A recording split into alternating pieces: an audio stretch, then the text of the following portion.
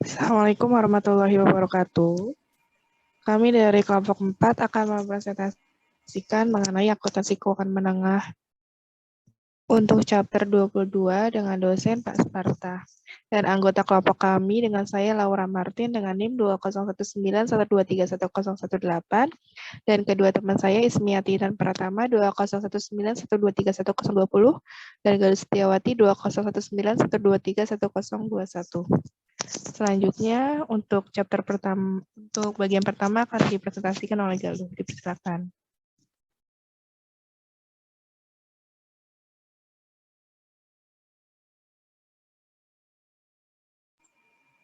Oke, di sini kita akan membahas mengenai perubahan akuntansi dan analisis kesalahan. Tujuan pembelajarannya yang pertama mendiskusikan jenis perubahan akuntansi dan akuntansi untuk perubahan kebijakan akuntansi. Kemudian ada menjelaskan akuntansi dan pelaporan untuk perubahan estimasi. Kemudian menjelaskan akuntansi untuk koreksi kesalahan. Dan yang terakhir menganalisis efek kesalahan.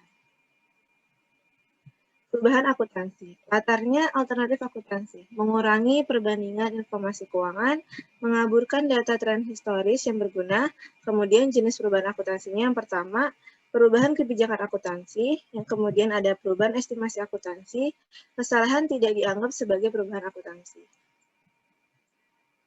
Kemudian, perubahan kebijakan akuntansi. Ubah dari satu kebijakan akuntansi yang diterima kebijakan akuntansi lain, contohnya meliputi biaya rata-rata untuk revolve, pemulihan biaya ke metode presentasi penyelesaian, adopsi kebijakan baru sebagai pengakuan atas peristiwa yang terjadi untuk pertama kalinya atau yang sebelumnya imaterial bukanlah perubahan akuntansi. Di sini ada 3 pendekatan untuk melaporkan perubahan. Yang pertama, saat ini, kemudian secara retrospektif, kemudian ada prospektif atau ke depan. ISB membutuhkan penggunaan pendekatan retrospektif.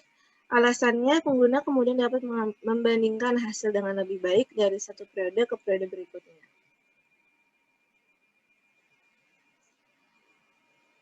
Pendekatan perubahan akuntansi retrospektif, perusahaan melakukan perubahan yang pertama, menyesuaikan laporan keuangannya untuk setiap periode sebelumnya yang disajikan dengan dasar yang sama dengan kebijakan akuntansi baru, kemudian menyesuaikan jumlah liabilitas dan liabilitas pada awal tahun pertama yang disajikan, kemudian juga membuat penyesuaian offsetting untuk pembukaan saldo laba ditahan atau komponen ekuitas atau aset bersih lainnya yang sesuai pada awal tahun pertama disajikan. Kemudian di sini ada kontrak jangka panjangnya. Ilustrasi dosen SE telah memperhitungkan pendapatannya dari kontrak konstruksi jangka panjang menggunakan metode cost recovery atau zero profit. Pada tahun 2019, perusahaan berubah menjadi metode presentasi penyelesaian. Manajemen percaya pendekatan ini memberikan ukuran yang lebih tepat dari pendapatan yang diperoleh. Untuk keperluan pajak, perusahaan menggunakan metode cost recovery dan berencana untuk terus melakukannya di masa depan. Mengasumsikannya tarif pajak yang diberlakukan adalah 40%. Dan di sini ada ilustrasi laporan pendapatan komparatif untuk pemulihan biayanya versus metode presentasi penyelesaiannya. Di sini terlihat bahwa net income yang didapat pada tahun 2017 yaitu 240.000 euro, kemudian tahun 2018 ada 96.000, kemudian 2019 ada 114.000. Kemudian yang menggunakan percentage of completion method itu net income yang didapatkan pada tahun 2017 yaitu 360.000 euro, kemudian tahun 2018 108.000 euro, kemudian tahun 2019 ada 120.000 euro. Kemudian di sini ada data untuk contoh perubahan retrospektifnya. Di sini terlihat total at beginning of 2019-nya itu ada pre-tax income-nya 780.000 euro, kemudian cost recovery-nya ada 560.000 euro, kemudian di difference in income itu ada di difference-nya 220.000 euro, kemudian tax effect-nya 40% itu 88.000 euro, kemudian ada income effect atau net of tax-nya itu ada 132 euro. Kemudian di jurnal pada awal tahun 2019 sebagai berikut. Yang pertama, di debitnya construction in process 220.000, kemudian di kredit ada deferred tax liability 88.000, dan retained earnings-nya ada 132.000. Di sini kemudian ada yang melaporkan perubahan kebijakan. Persyaratan pengungkapan utama adalah sebagai berikut. Yang pertama, sifat perubahan prinsip akuntansi, kemudian ada alasan mengapa menerapkan kebijakan akuntansi baru memberikan informasi yang andal dan lebih relevan. Kemudian yang ketiga, untuk periode saat ini dan setiap periode sebelumnya yang disajikan, sejauh yang dapat dilakukan jumlah penyesuaian. Kemudian yang keempat, untuk setiap item dari laporan keuangan yang terpengaruh. Dan yang kelima, penghasilan dasar dan HR per saham, jumlah penyesuaian yang berkaitan dengan periode sebelum disajikan sejauh yang dapat diistikan. Kemudian di sini ada ilustrasi informasi komparatif terkait perubahan akuntansi. Di sini terlihat ada income statement dari DNSNA for the year ended-nya 2019. Di sini terdapat net income pada tahun 2019 yaitu 120.000 euro, kemudian di tahun 2018 ada 108.000 euro. Kemudian perubahan kebijakan akuntansi. Return earning adjustment-nya, di sini ada return balance-nya yaitu 1.360.000 euro pada awal tahun 2017. Nah, sebelum perubahan, DNSNA memiliki return earning statement-nya itu pada tanggal 31 Desember, yaitu tahun 2019, itu 1.810.000.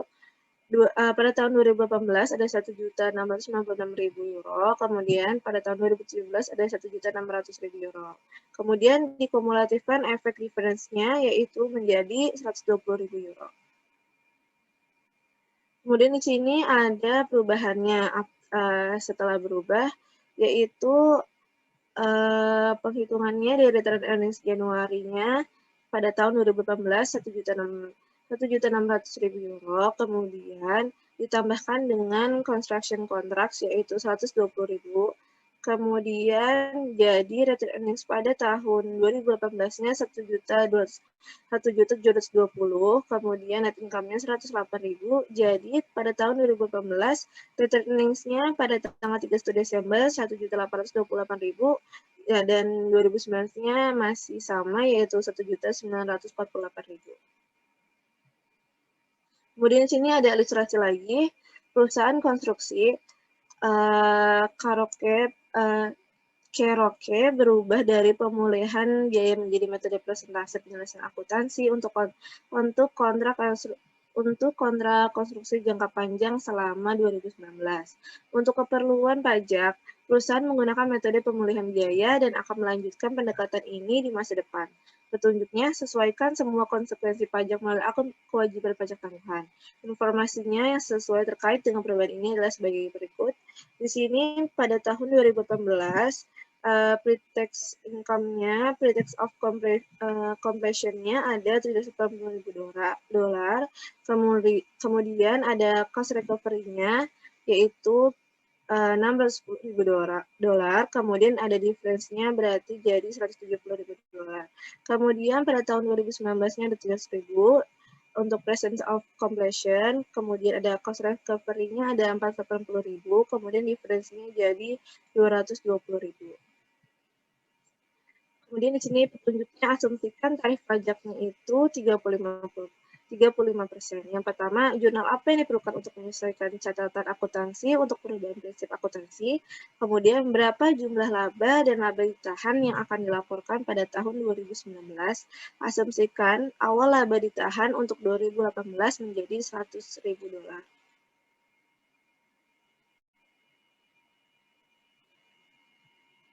Kemudian di sini ada income from long-term contracts-nya. Jadi yang data sebelumnya ditambah 35% tax effect-nya menjadi 59.500, kemudian yang tahun 2019 77.000.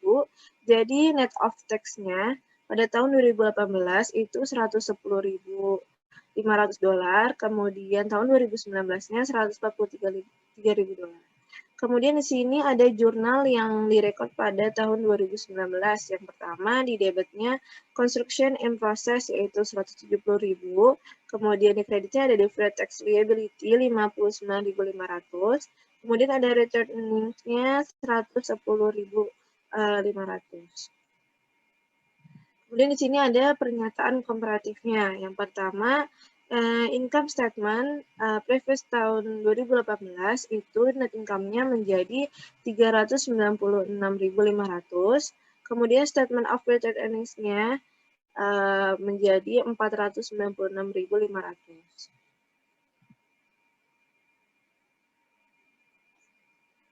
Kemudian ada restatement-nya tahun 2018 itu menjadi $507.000. Kemudian return earning akhirnya $607.000. Kemudian pada tahun 2019 net income-nya di income statement menjadi $455.000. Kemudian return earning akhirnya adalah $1.062.000. Perubahan akuntansi retrospektif metode inventaris. Ilustrasinya yang pertama, perusahaan lancar telah memperhitungkan inventarisnya menggunakan metode biaya rata-rata. Pada tahun 2019, perusahaan mengubah metode FIFO karena manajemen percaya pendekatan ini memberikan ukuran yang lebih tepat dari biaya persediaannya. Informasi tambahan untuk Lancer Company. Yang pertama, Lancer Company mulai beroperasi pada 1 Januari 2017. Pada saat itu, pemegang saham menginvestasikan $100.000 dalam bisnis dengan imbalan saham biasa. Kemudian di sini ada perubahan retrospektif metode inventarisnya. Informasi tambahan untuk Lancer Company yang kedua itu semua penjualan, pembelian, dan beban operasional untuk periode 2017 hingga 2019 adalah transaksi tunai. Arus kas lancar selama periode ini adalah sebagai berikut. Pada tahun 2017 $110.000, kemudian tahun 2018 yaitu $90.000, kemudian ada tahun 2019 yaitu $75. Informasi tambahan yang ketiga, Lancer menggunakan average cost method untuk financial reporting-nya dari saat awal.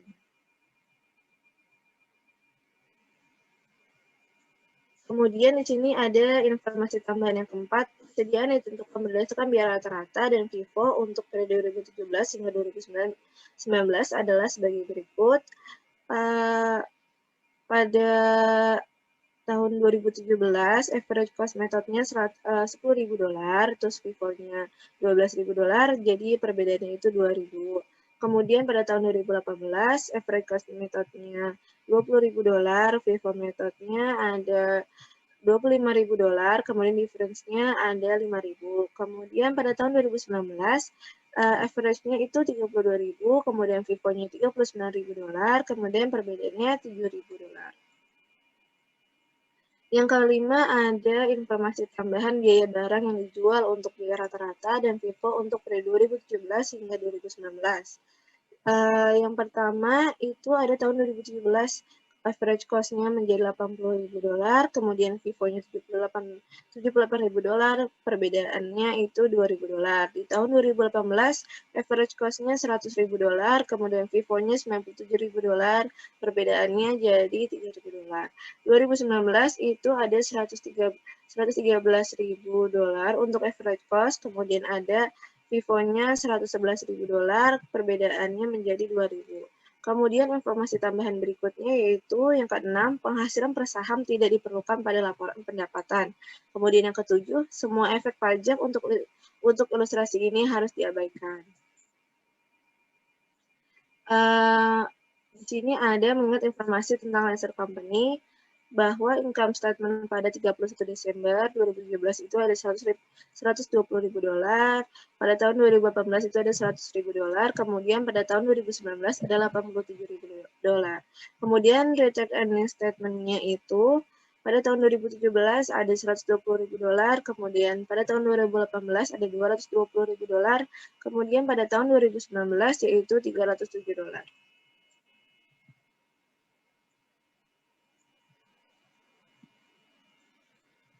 Kemudian di sini ada statement of financial position-nya.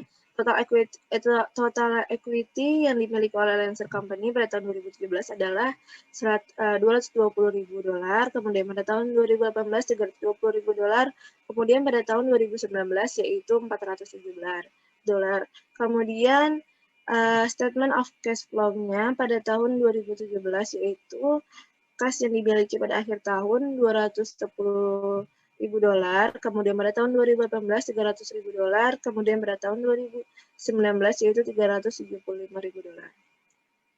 Selanjutnya akan dijelaskan oleh teman saya Ismiyati Intan Pratama.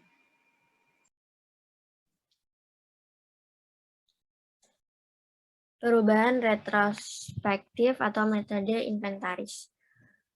Menunjukkan laporan laba rugi Lancer, laporan laba ditahan, laporan posisi keuangan, dan laporan arus kas untuk 2017 sampai 2019 berdasarkan FIFO. Laporan arus kas di bawah FIFO sama dengan di bawah biaya rata-rata. Laba bersih berbeda-beda pada setiap periode, tidak ada pengaruh arus kas dari perbedaan laba bersih tersebut.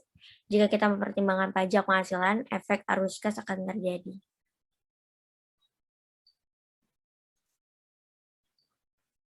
Next.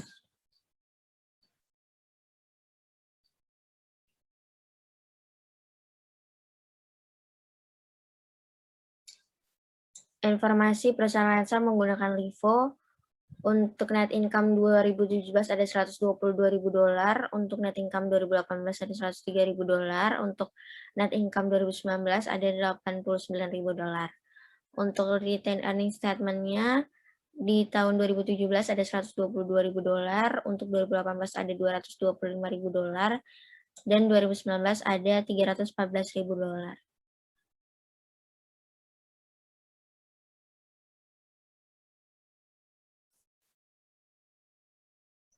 Untuk statement of financial position di 2017 total equity $222.000, untuk 2018 ada $325.000, untuk 2019 ada $414.000. Untuk statement of cash flow di tahun 2017 $210.000, untuk 2018 $300.000, untuk 2019 $375.000.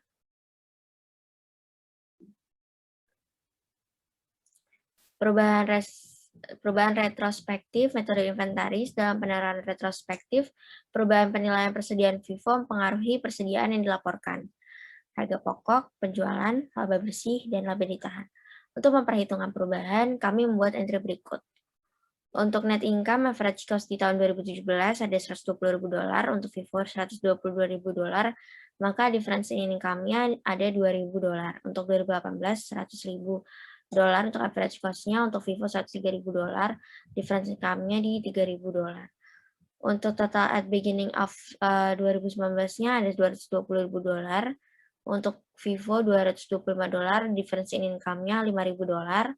Maka total di 2019 ada average cost $87.000, FIFO $89.000, maka perbedaannya ada di $2.000.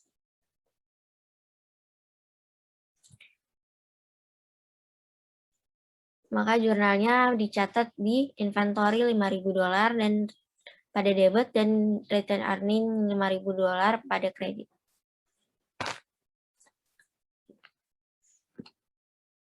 Melaporkan perubahan kebijakan. Perusahaan Lancer melaporkan laba bersih berdasarkan metode FIFO yang baru diadopsi untuk 2018 dan 2019. Menyesuaikan secara retrospektif laporan laba rugi 2018 untuk melaporkan informasi berdasarkan FIFO.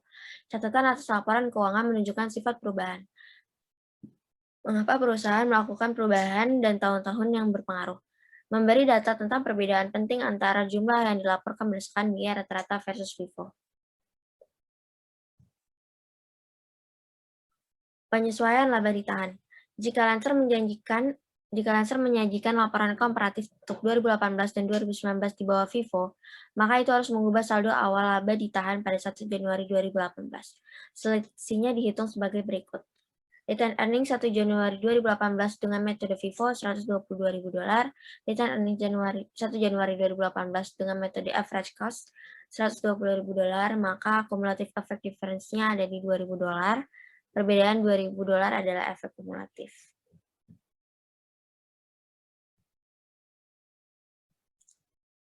Penyesuaian laba ditahan.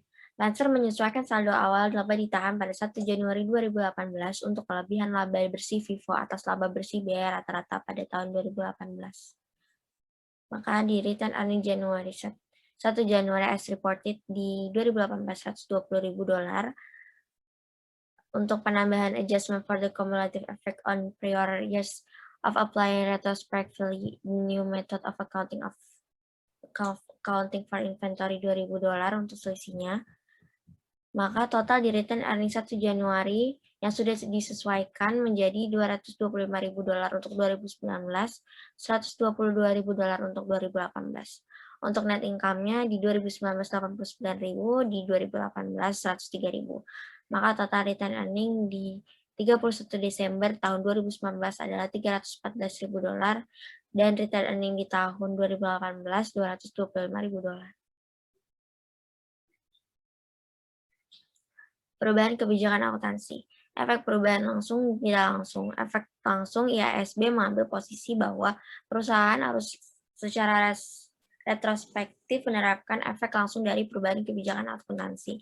Pengaruh tidak langsung adalah setiap perubahan arus kas perusahaan saat ini atau masa depan yang diakibatkan oleh perubahan prinsip akuntansi yang diterapkan secara retrospektif. Perubahan kebijakan akuntansi, ketidakpraktisan. Perusahaan tidak boleh menggunakan aplikasi retrospektif jika salah satu dari kondisi berikut ada. 1. Perusahaan tidak ada menentukan dampak dari penerapan retrospektif. 2. Penerapan retrospektif memerlukan asumsi tentang maksud manajemen pada periode sebelumnya. 3. Penerapan retrospektif membutuhkan estimasi signifikan yang tidak dapat dikembangkan oleh perusahaan. Jika perusahaan satu dari kondisi di atas, perubahan secara prospektif menerapkan prinsip akuntansi baru.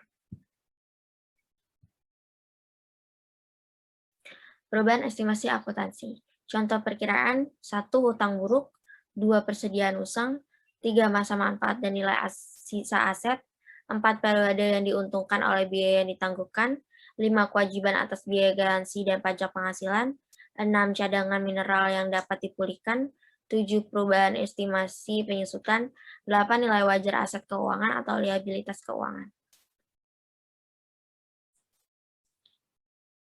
Perubahan estimasi akuntansi, pelaporan calon. Perubahan estimasi akuntansi dilaporkan secara prospektif. Perhitungan perubahan estimasi dalam periode perubahan jika perubahan hanya melakukan periode tersebut atau periode perubahan dan periode mendatang jika perubahan mempengaruhi keduanya. IASB memandang perubahan estimasi dalam estimasi sebagai koreksi dan penyesuaian berulang yang normal dan melarang perlakuan retrospektif. Perubahan estimasi akuntansi. Ilustrasi, Arcadia HS membeli peralatan seharga $510.000 yang diperkirakan memiliki masa manfaat 10 tahun dengan nilai sisa $10.000 pada akhir tahun tersebut. Penyusutan telah dicatat selama 7 tahun dengan dasar garis lurus. Pada tahun 2019 atau tahun ke-8, ditentukan bahwa estimasi total sisa umur harus 15 tahun dari nilai sisa $5.000 pada akhir waktu tersebut. Yang dibutuhkan, apa jurnal untuk mengkoreksi beban penyusutan tahun-tahun sebelumnya? Itu beban penyusutan untuk tahun 2019.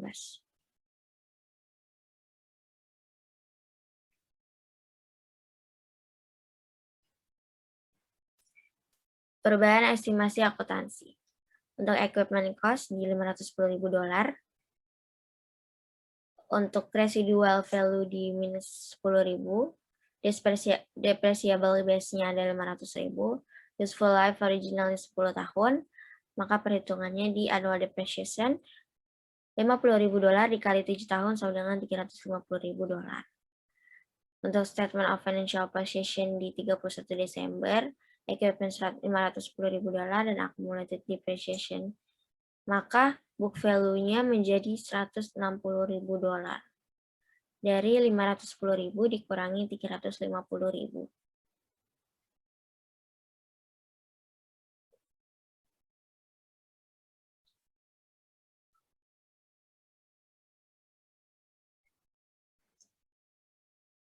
Next. Perubahan estimasi akuntansi, book value di $160.000 residual value if any-nya $5.000, maka depreciable base-nya $155.000, useful life-nya 8 tahun, annual depreciation-nya $19.375.000. Untuk pencatatan jurnalnya, depreciation expense di debit $19.375.000, untuk accumulated depreciation di kredit $19.375.000.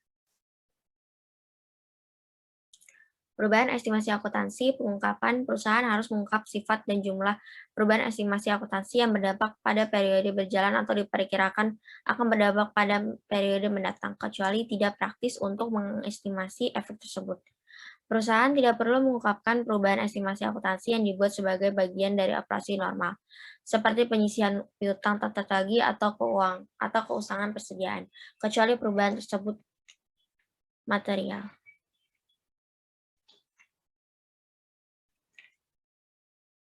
Kesalahan akuntansi. Jenis kesalahan akuntansi, perubahan dari prinsip akuntansi yang tidak berlaku umum menjadi kebijakan akuntansi yang dapat diterima. Kesalahan matematika, perubahan estimasi yang terjadi karena perusahaan tidak menyusun estimasi dengan itikat baik. Kegagalan untuk memperoleh atau menunda pengeluaran atau pendapatan tertentu. Penyalahgunaan fakta atau klasifikasi biaya yang salah sebagai beban dan bukan aset, dan sebaliknya.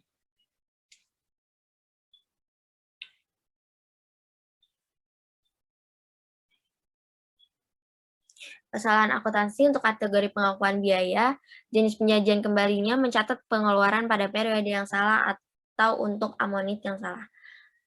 Untuk kategori pengakuan pendapatan, contoh di mana pendapatan tidak diakui dengan benar, pendapatan yang dipertanyakan diakui, atau sejumlah kesalahan terkait lainnya yang menyebabkan pendapatan salah dilaporkan. Untuk salah klarifikasi, sertakan penyajian kembali karena kesalahan klarifikasi akun lancar atau tidak lancar, atau yang berdampak pada arus kas dari operasi. Untuk ekuitas lainnya, akuntansi yang tidak dapat untuk EPS saham terbatas, waran, dan instrumen ekuitas lainnya. Cadangan atau kontingensi, kesalahan yang melibatkan piutang tak tertagih, cadangan persediaan, tunjangan pajak penghasilan, dan kontingensi kerugian. Untuk aset berumur panjang, penurunan nilai aset properti, pabrik, dan peralatan, niat baik, atau item terkait lainnya.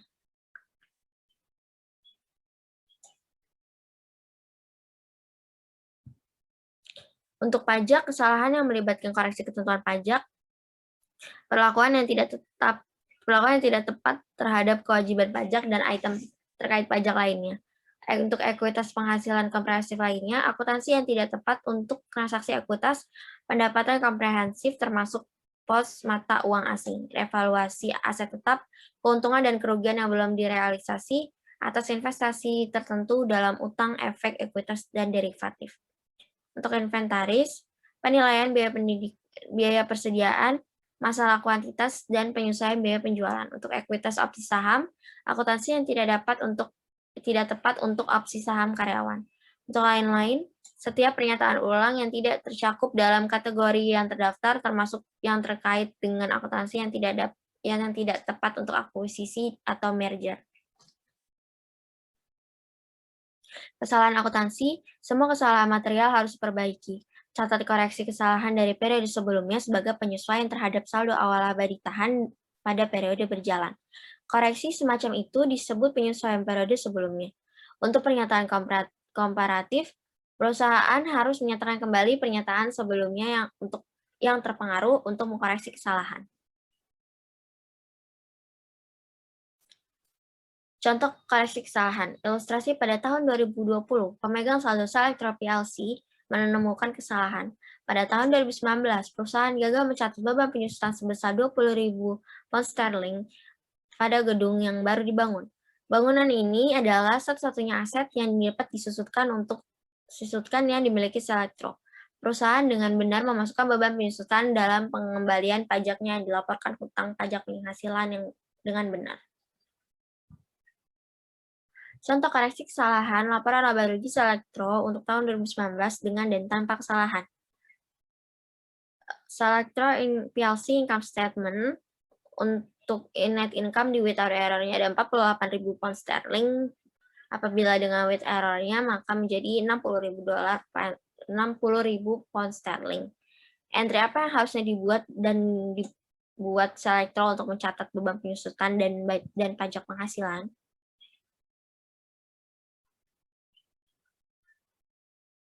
Maka untuk entries company shall have made yang without error-nya, income tax payable, untuk pencatatan jurnalnya di depreciation expense 20.000, accumulated depreciation building-nya di kredit 20.000, untuk income tax expense-nya 32.000 pound sterling, untuk income tax payable di kredit 32.000 pound sterling. Untuk entries company did make yang with error-nya, no entry made for depreciation, untuk pencatatan jurnal pajaknya di income tax expense 40.000 pound sterling di debit, deferred tax liability 8.000 pound sterling di kredit, dan income tax payable 32.000 pound sterling di kredit. Contoh koreksi kesalahan. Seperti jurnal yang sebelumnya saya sebutkan, kesalahan penghilangan 20.000 pound sterling pada tahun 2019 menghasilkan efek berikut. Income statement effect, depreciation expense 2019 is underrated 20.000 pound sterling. Income tax expense 2019 is overrated 8.000 pound sterling dari 20.000 dikali 40%. Net income 2019 is overrated 12.000 pound sterling dari 20.000 pound sterling dikurangi 8.000 pound sterling. Statement of financial position effect-nya menjadi accumulated depreciation buildings is understated di 20.000 pound sterling.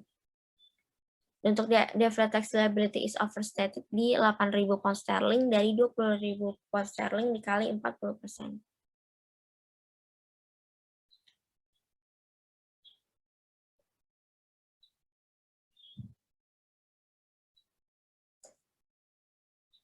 Contoh koreksi kesalahan, siapkan entry koreksi yang tepat pada tahun 2020 yang harus dibuat oleh Selectro. Untuk without error di 20.000, untuk depreciation expense di 20.000 dan income tax di 32.000. Untuk yang with error di income tax-nya 40.000, maka selisih 12.000 adalah return earnings. Next.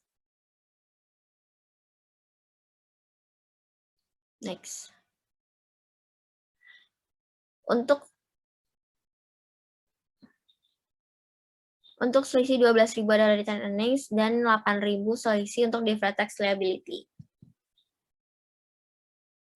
Maka pencatatan jurnalnya menjadi return earning 12.000 pound sterling di debit, deferred tax liability 8.000 pound sterling di debit, dan accumulated depreciation buildings di kredit 20.000 pound sterling.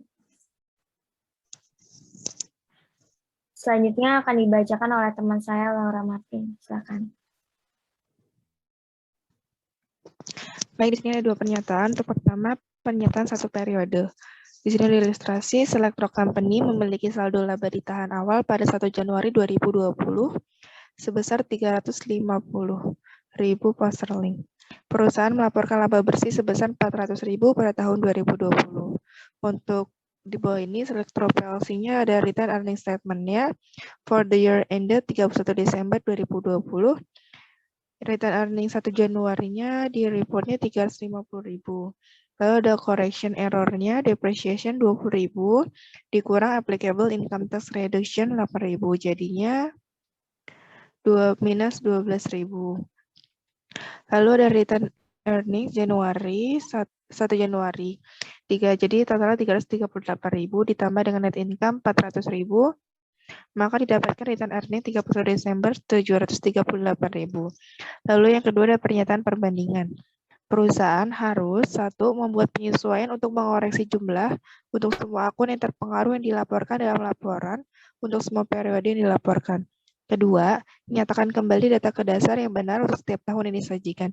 3. Tampilkan penyesuaian mengejar ketinggalan sebagai penyesuaian periode sebelumnya terhadap laba ditahan untuk periode paling awal yang dilaporkan.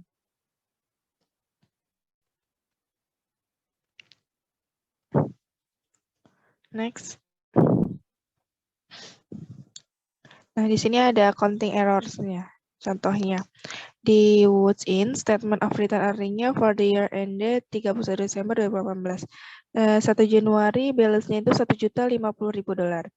Dapatkan net income-nya 360.000 dikurangi dengan dividen 300.000, maka didapatkan balance 31 Desembernya 1.110.000.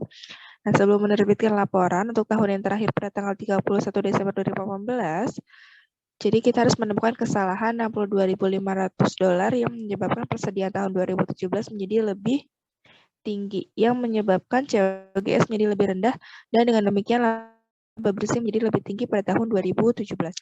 Jadi apakah penemuan ini akan berdampak pada pelaporan-laporan laba ditahan tahun 2018? Diasumsikan tarif pajaknya sebesar 20%.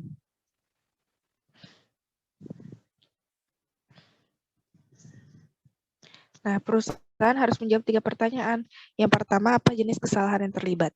Yang kedua, entry apa yang diperlukan untuk memperbaiki kesalahan? Dan ketiga, setelah ditemukan kesalahan itu, bagaimana laporan keuangan disajikan kembali? Perusahaan memperlakukan kesalahan sebagai penyesuaian periode sebelumnya dan melaporkan pada tahun berjalan sebagai penyesuaian saldo awal laba ditahan. Di sini ada kesalahan laporan posisi keuangan. Kesalahan laporan posisi keuangan hanya mempengaruhi penyajian akun aset, kewajiban, atau ekuitas. Kesalahan tahun berjalan mengklasifikasikan ulang item ke posisi yang tepat.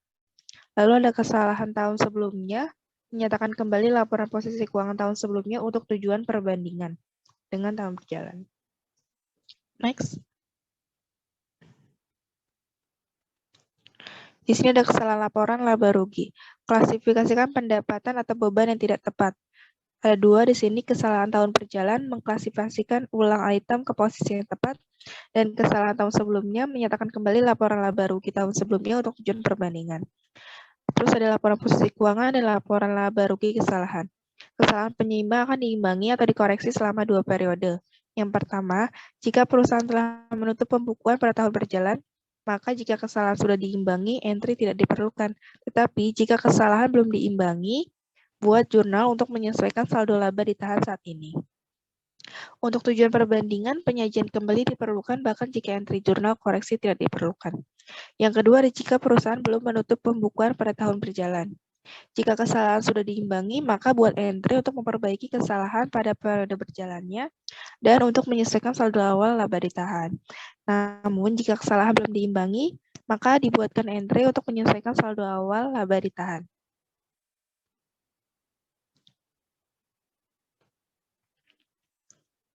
Selanjutnya ada kesalahan non-counterbalancing, yaitu karena tidak diimbangi pada periode akuntansi berikutnya dan perusahaan harus membuat jurnal koreksi bahkan jika mereka telah menutup pembukuan. Jadi tetap harus dibuat jurnal koreksinya. Di sini ada error analisnya. Ini contoh E2219 ada analisis kesalahan mengoreksi entry. Neraca percobaan sebagian Dickinson Ltd adalah sebagai berikut pada tanggal 31 Desember 2019. Di supplies ada debitnya 2.500. Di salaries and wage payable-nya ada di kredit 1.500. Lalu di interest receivable-nya debitnya 5.100 dan prepaid insurance-nya 90.000. Di unearned rent-nya di kredit 0 dan interest payable-nya 15.000. Diinstruksikan dengan asumsi bahwa pembukuan belum ditutup.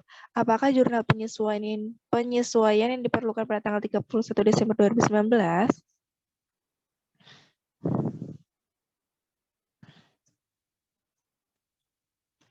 Nah, untuk menjawab asumsi bahwa pembukuan belum ditutup dan apakah jurnal penyesuaian yang diperlukan pada tanggal 31 Desember 2019, yaitu pertama, hitungan fisik persediaan yang ada pada 31 Desember 2019 berjumlah 1.100. Next. Di sini untuk entry jurnal di debit supplies expense didapatkan dari 2.500 dikurang 1.100 hasilnya 1.400 dan supplies on hand-nya di kredit 1.400. Yang kedua, gaji dan upah yang masih harus dibayar pada tanggal 31 Desember 2019 sebesar 4.400. Next. Di salaries and wages expense di debit 2.900, di kredit accrued salaries and wages-nya 2.900. Yang ketiga ada bunga akrual atas investasi sebesar 4.350 pada tanggal 31 Desember 2019. Next. Di debit ada interest revenue 750 dan kreditnya interest receivable. Didapatkan dari 5.100 dikurang dari 4.350. Next. Nah, yang keempat ini ada bagian polis asuransi yang belum kadaluarsa berjumlah 65.000 per 31 Desember 2019. Di debit insurance expense 25.000, di kreditnya prepaid insurance. Kelima, ada 24.000 diterima pada 1 Januari 2019 untuk sewa gedung untuk 2019 dan 2020. Seluruh jumlah tersebut dikreditkan ke pendapatan sewa. Di debit ada rental income-nya 12.000, di kredit unearned rent-nya 12.000 didapatkan dari 24.000 dibagi 2. Keenam, penyusutan untuk tahun tersebut salah dicatat sehingga 5.000 daripada angka yang benar sebesar 50.000. Di debit depreciation expense-nya 45.000, di kredit ada accumulated depreciation. Next.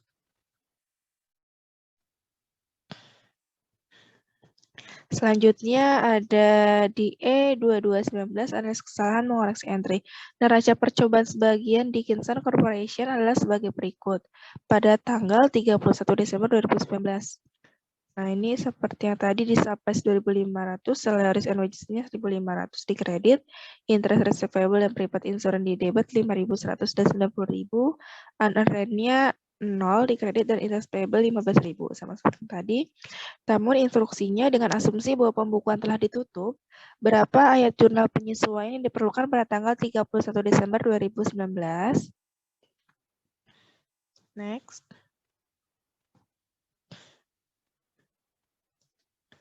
Nah, untuk menjawab asumsinya, kalau jika pembukuan telah ditutup, dan untuk ayat jurnal penyesuaian diperlukan pada tanggal 31 Desember 2019, yaitu pertama ada hitungan fisik persediaan yang ada pada 31 Desember 2019 berjumlah 1.100. Next.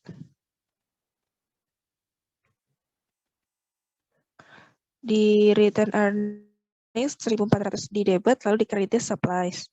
Yang kedua, gaji dan upah yang masih harus dibayar pada tanggal 31 Desember 2019 sebesar 4.400. Di debit return earnings 2.900 dan di kreditnya accrued salaries and wages. Yang ketiga, ada bunga yang masih harus dibayar atas investasi sebesar 4.350 pada tanggal 31 Desember 2019. Di debit return earnings 750 dan kreditnya interest receivable. Didapatkan dari 5.100 dikurangi dengan 4.350. Next. Pada 4, bagian polis asuransi yang belum kadaluarsa berjumlah 65.000 per 31 Desember. Di debit return earnings 25.000, di kredit prepaid insurance. 24.000 diterima pada 1 Januari 2019 untuk sewa gedung untuk 2019 dan 2020. Seluruh jumlah tersebut dikreditkan ke pendapatan sewa. Di kredit return earnings 12.000, di debit unearned rent-nya 12.000. Keenam, ada penyusutan untuk tahun tersebut salah dicatat sehingga 5.000 daripada angka yang benar sebesar 50.000. Return earnings-nya 45.000 di debit, di kreditnya accumulated depreciation. Next. Nah, selanjutnya ada soal dan jawaban. Untuk soal pertama di E21.4. Entry penyewa nilai sisa tangan penjaminan. Asumsikan bahwa pada tanggal 31 Desember 2018, Stora Enso Fin menandatangani perjanjian sewa 10 tahun yang tidak dapat dibatalkan untuk menyewa gedung penyimpanan dari penyimpanan Sheffield. Informasi berikut berkaitan dengan perjanjian sewa ini. Yang pertama, perjanjian tersebut mensyaratkan pembayaran sewa yang sama sebesar 71.830 euro dimulai pada tanggal 31 Desember 2018. Kedua, nilai wajar bangunannya pada tanggal 31 Desember 2018 adalah 525.176 euro. Ketiga, bangunan tersebut diperkirakan memiliki umur ekonomis 12 tahun. Nilai residunya dijamin sebesar 10.000 euro. Dan nilai sisa yang diharapkan sebesar 7.000 euro. Stora Enso mendepresiasi bangunan serupa dengan menggunakan metode garis lurus. Keempat, sewa tidak dapat diperbarui. Pada penghentian sewa, bangunan kembali ke lessor. Kelima, suku bunga pinjaman tambahan Stora Enso adalah 8% per tahun. Tingkat implisit lessor tidak diketahui oleh Stora Enso. Instruksinya yang pertama, siapkan entry jurnal pada buku lesi untuk mencerminkan penandatanganan perjanjian sewa dan untuk mencatat pembayaran dan pengeluaran terkait sewa ini untuk tahun 2018, 2019, dan 2020. Akhir tahun fiskal Stora Enso adalah 31 Desember. Yang B, misalkan faktanya yang sama seperti di atas, kecuali bahwa Stora Enso mengeluarkan biaya hukum akibat dari pelaksanaan sewa sebesar 5.000 euro dan menerima insentif sewa dari Sheffield untuk memasuki sewa dari 1.000 euro. Bagaimana pengukuran awal liabilitas sewa dan aset hak gunanya terpengaruh dalam situasi ini kah? Yang C, misalkan selain pembayaran sewa tahunan 71.830 euro, Stora Enso juga diharuskan untuk membayar 5.000 euro untuk biaya asuransi tiap tahun di gedung langsung ke lesornya. Self storage. Bagaimana biaya pelaksanaan ini mempengaruhi pengukuran awal liabilitas sewa dari hak gunanya, aset. Dan yang D, kembali ke fakta asli dalam masalah. Sekarang anggaplah pada akhir masa sewa, Stora Enso merawat aset dengan baik. Dan Sheffield setuju bahwa nilai wajar aset sebenarnya 10.000 euro. Catat entry untuk Stora Enso di akhir masa sewa untuk mengembalikan kendali penyimpanan membangun di Sheffield dengan asumsi akurat bunga atas liabilitas sewa telah terbuat. Nah, ini untuk jawaban yang A. This is for purpose of calculating the initial lease liability. The present value of the lease payment will only include the amount of residual value guarantee probable to be owed at the end of the lease term. Thus, the initial lease liability and right of use asset to be recorded on the books of Stora Enso is calculated as follows. Di sini ada annual rental payment-nya 71.830 dikali dengan PV of annuity due of 1. Jadi untuk N-nya 10 dan interest 8%. Jadinya 7.24689. Dihasilkan preferred value-nya of periodic rental payments-nya 520.544. Selanjutnya ada amount probable to be owed under residual value-nya, garansi dari 10.000 dikurang 7.000, dihasilkan 3.000 euro dikali dengan PV of 1 for N-nya 10 dan interest 8% dikali dengan 0,46319, dihasilkan 1.390 euro. Lalu ada per value of periodic rental payments-nya 520.544 ditambah dengan 1.390. Dihasilkan list liability-nya 521.934.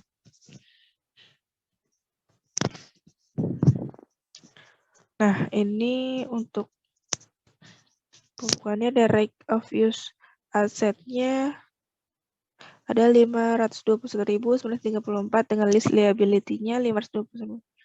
Lalu untuk di debit ada list liability 71.830 dan di kreditnya cash. Pada tanggal 31 Desember 2019, di depreciation expense di debit 52.193, di kredit right of use asset-nya didapatkan dari 521.934 dibagi 10. Lalu di debit ada list liability 35.822 dan interest expense-nya 36.008. Lalu di kreditnya didapatkan cash 71.830. Di 31 Desember 2020, debit depreciation expense 52.193 di kredit right of use asset-nya. Lalu di kredit list liability-nya 38.687 dan interest expense-nya 33.143 di kreditnya didapatkan cash 71.830.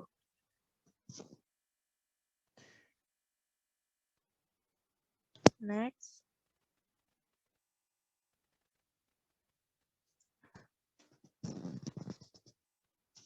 Ini untuk Stora Enso list amortization schedule-nya parsial. Di schedule pertama itu kan dilihat schedule pertama. Di sini 31 Desember 2018 di list liability-nya ada 521.934. Di 31 Desember 2018 Didapatkan annual lease payment-nya 71.830. Ini semuanya sama sampai tahun 2020. Dan interest-nya 8% on liability, maka di 2018 0. Reduction of lease liability 2018 71.830 dan lease liability-nya 450.104. Di 2019 interest 8% on liability-nya 36.008. Di reduction of lease liability 35.822. Lease liability-nya 414.282. Di tahun 2020 interest 8% on liability-nya 33.143.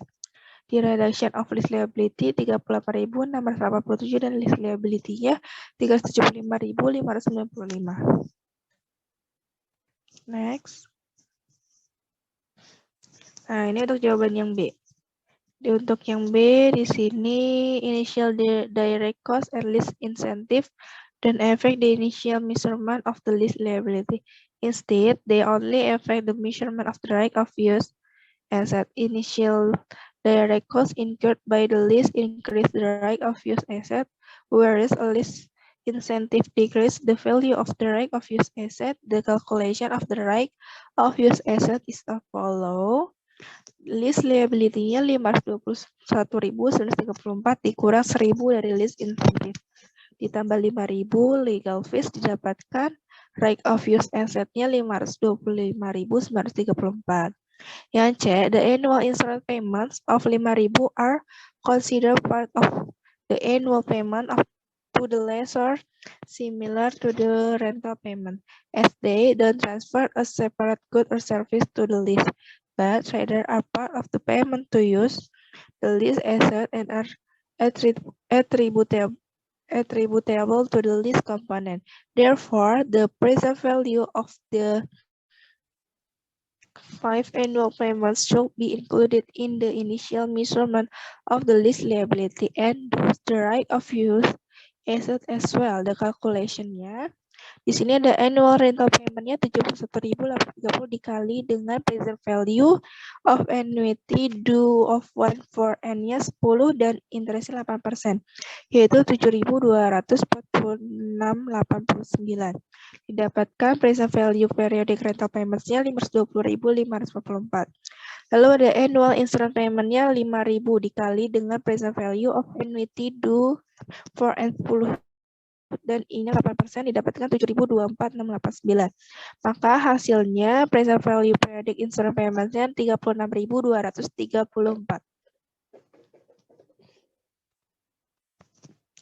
Next.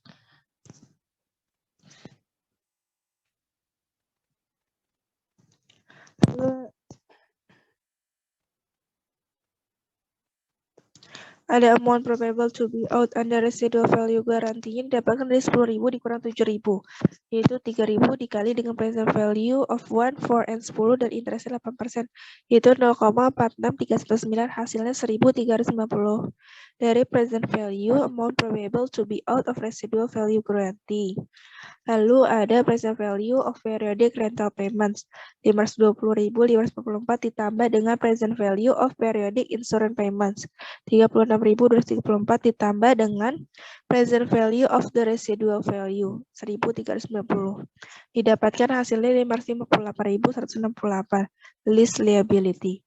Untuk yang D di sini dapatkan jurnalnya di debit lease liability 3.000 dan di kreditnya gain on lease. Next.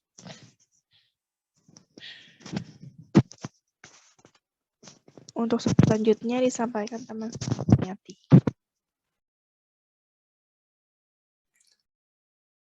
Untuk exercise 2115, jadwal amortisasi dan entry jurnal untuk lease, Laura Leasing SA menandatangani perjanjian pada 1 Januari 2019 untuk menyewakan peralatan ke Plot AG. Informasi berikut berkaitan dengan perjanjian ini. 1. Jangka waktu sewa yang tidak dapat dibatalkan adalah 3 tahun tanpa opsi perpanjangan. Peralatan yang memiliki perkiraan kehidupan ekonomi 5 tahun. Nilai wajar aset pada 1 Januari 2019 adalah 80.000 euro. Aset akan kembali ke lessor pada akhir masa sewa. Pada saat itu, aset diperkirakan akan memiliki nilai sisa 7.000 euro. Tidak ada yang dijamin. Yang keempat, perjanjian ini membutuhkan pembayaran sewa tahunan yang sama dengan 25.562,96 euro kepada lessor dimulai pada 1 Januari 2019. Tingkat peminjaman incremental lease adalah 5%, tingkat implisit lessor adalah 4%, dan tidak diketahui oleh lease. Plot menggunakan metode penyusutan garis lurus untuk semua peralatan. Untuk instruksinya, membulatkan semua angka ke senti terdekat. Yang pertama, siapkan jadwal amortisasi yang akan cocok untuk lease untuk jangka waktu sewa.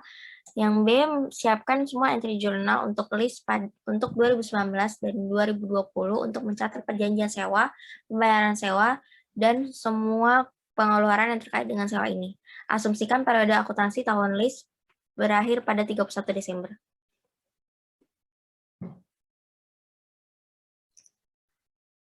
Untuk yang A,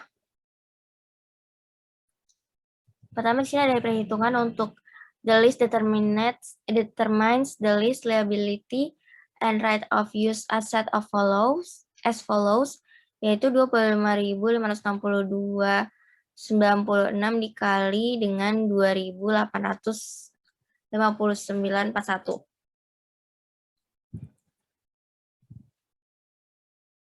Yaitu ada di 73.094 present value of minimum lease payment. Setelah itu untuk jawaban yang A adalah lease amortization schedule di 1 Januari 2019, lease liability-nya 73.094 euro. Untuk 1 Januari 2019, lease liability-nya berubah menjadi 47.532 euro. Untuk 1 Januari 2020 menjadi 24.345 euro. Dan di 1 Januari 2021 sudah 0. Untuk yang B, pencatatan jurnalnya di right of use asset di debit 73.094 euro dan di kredit lease liability 73.094 euro. Untuk 1 Januari, pencatatannya di lease liability di debit 25.562 euro, di kredit cash 25.562 euro.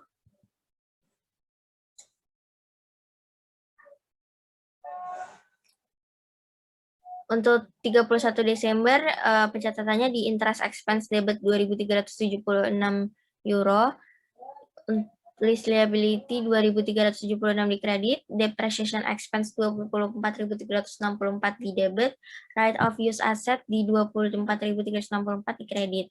Perhitungannya dari 73.094 euro dibagi 3. Setelah itu di 1 Januari 2020 pencatatan jurnalnya di list liability 2.376 euro di debit dan interest expense 2.376 di kredit. Interest expense 2.376 euro di debit, list liability di debit 23.186 dan di kredit cash 25.562. Setelah itu 31 Desember pencatatan jurnalnya di interest expense di debit 1.217 dan di kredit list liability 1.217 euro dan di debit depreciation expense 24.364 di debit dan di kreditnya right of use asset 24.364 euro.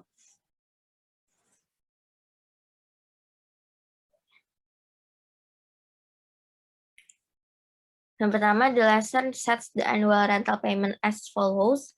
Untuk fair value of lease asset to lessornya 80.000 euro. Untuk pengurangannya di present value of unguaranteed di residual value 7.000 euro dikali 0,8089. Present value dari 1 ada 4% dari 3 periode, yaitu 6.223 euro. Maka totalnya menjadi 73.777 euro. Untuk 5 periode lease payment di 73.777 ini dibagi dengan 2,886, yaitu menjadi 25.562 euro. Present value of annuity due of 1 for 3 periods at 4%.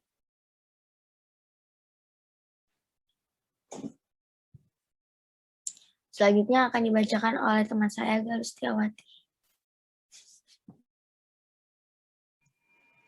Kemudian di sini ada problem 21.4 mengenai lease interest lease with monthly payments. Shapiro Inc. memulai beroperasi pada tahun 2018 sebagai perusahaan layanan perangkat lunak komputer dengan tahun fiskal akuntansi yang berakhir pada 31 Agustus. Produk utama Shapiro adalah sistem kontrol inventaris online yang canggih. Pelanggannya membayar biaya tetap ditambah biaya penggunaan untuk menggunakan sistem. Shapiro telah menyewa besar Alpha 3 sistem komputer dari produsen. Sewa ini meminta sewa bulanan sebesar $40.000 untuk 144 bulan atau 12 tahun dari jangka waktu sewa. Perkiraan umur yang berguna dari komputer adalah 15 tahun. Semua penyewaan dibayarkan pada hari pertama bulan dimulai dengan 1 Agustus 2019. Tanggal komputer diinstal dan perjanjian sewa ditandatangani. Sewa tidak dapat dibatalkan untuk jangka waktu 12 tahun dan hanya diamankan oleh line cattle pabrikan pada sistem Alpha 3. Aset sewaan ini akan didepresiasi dengan metode garis lurus. Dana yang dipinjam untuk jenis transaksi ini akan dikenakan biaya Shapiro 6% per tahun atau 0,5% per bulan. Berikut adalah jadwal nilai anuitas saat ini yang jatuh tempo untuk periode tertentu yang didiskon sebesar 0,5% per periode ketika pembayaran dilakukan pada awal setiap periode. Di sini periode yang pertama itu adalah 1.000, kemudian yang kedua 1.995, kemudian yang ketiga ada 2.985, kemudian yang ke 143, 102,97, kemudian 144 ada 102,987. Instruksinya, siapkan semua entry yang harus dibuat Shapiro dalam sewanya. Berikan penjelasan lengkap dan tunjukkan support 2019 merupakan akhir dari akuntansi fiskal Shapiro pada tanggal tersebut. Dan jangan lupa siapkan entry penutupnya.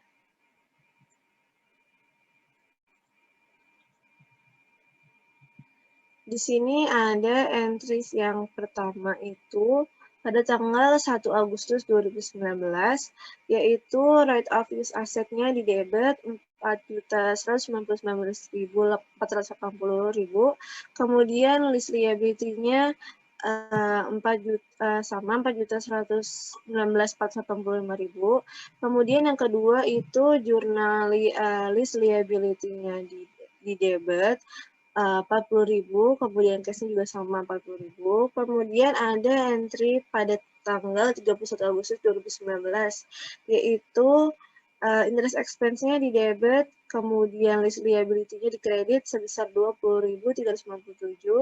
Kemudian yang kedua ada depreciation expense di debit dan right of use asetnya di kredit sebesar 28.608. Sekian presentasi dari kelompok kami. Kurang lebihnya mohon maaf. Assalamualaikum warahmatullahi wabarakatuh.